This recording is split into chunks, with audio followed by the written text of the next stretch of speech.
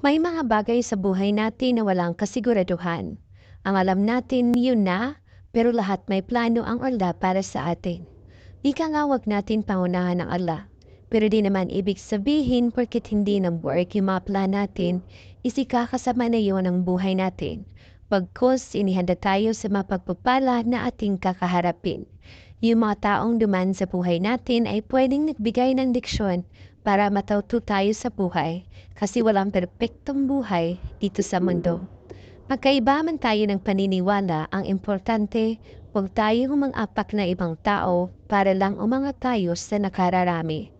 Kung ngayon ay puno ka ng mga pagsubok, ay hindi yan ang katapusan ng mundo. Kaya manalik ka at magsumikap kasi it's all worth it at the end. Sa ngayon ay tatahakin ko ang daan patungo sa nakaraang tagumpay para sa akin.